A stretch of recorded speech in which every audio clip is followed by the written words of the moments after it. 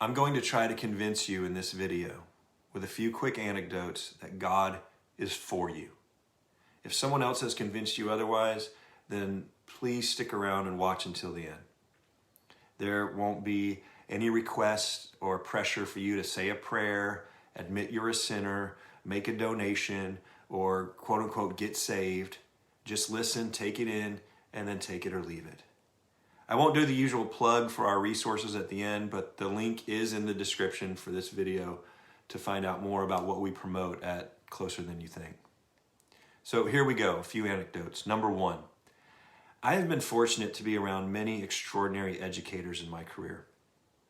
I've also been in many situations in which a student is aggressive or violent. There is one setting in the public school system where these two realities meet more often than anywhere else.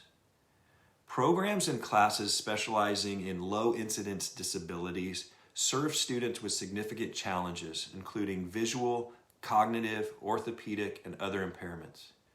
Teachers and instructional aides in these settings, they are highly scrutinized, often underpaid, and usually buried in legal policies with the constant pressure of having any of their actions called into question. As a supervisor of special education staff at different campuses over the years, I have seen these employees go home with bruises and injuries repeatedly. Some of them leave a workday filled with feeding tubes, toileting, communication devices, and de-escalation techniques just to go home to their own young children, a second job, or elderly, ailing relatives whom they care for. Rarely have I ever observed any of these educators act in an unkind manner toward any of their students. Instead, what I notice is consistent acts of love, gentle communication, self-control, and positive reinforcement. Their rooms are filled with encouragement and energy and laughter. With students who may have sensory impairments or who process things differently in their brains, I can't help but believe they are receiving the message on a spiritual plane that God is for them. What the staff is doing with each interaction, besides equipping students with critical life-enhancing skills, is they are loving like Jesus. It's no less worship than a Sunday morning congregation singing praise songs. That's my first story. Number two, at one point in my career, a colleague came out to me, and we shared honestly about the difficulties of navigating the Bible's teachings and my evangelical upbringing and training on the topic of homosexuality. We worked well together and developed a friendship, and I learned a great deal from him, both personally and professionally. He was patient with me and good to me, though he could have made a case for being neither. As I see it, his grace was a manifestation of the Spirit of Jesus' love.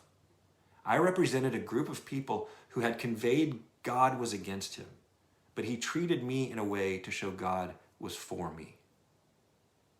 Number three, I have sought professional counseling several times in my adult life, and I have found that a gifted therapist can use questions like Jesus did. Once I was explaining my rationale for something to a counselor, and he simply remarked, "Oh, so that's how your God operates, huh?" And that's all it took for me to realize my actions weren't matching my beliefs, and it gave me permission to change. Another time with a different counselor, I was trying to convince her and convince myself that I had joy and peace in a certain area of life, and I was just being misunderstood by someone close to me. And so she challenged and said, "Are you though, really?" It allowed me to confront my denial about the situation. So here's the point of these three anecdotes from my life. I could trace countless other moments in life, as I'm sure you could, where the fruit of the Spirit is the context for illumination and hope. It is very communal and very personal at the same time. But the grace of God is manifest in love and joy and peace, patience, kindness, goodness, faithfulness, gentleness, and self-control. These ordinary moments are made extraordinary because of how the Spirit of God moves in and through people.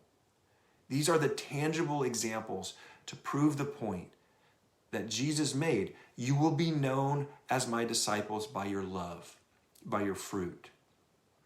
With these many moments, what they have in common is discomfort and wonder. The fruit of the Spirit is most vivid during confrontation and struggle.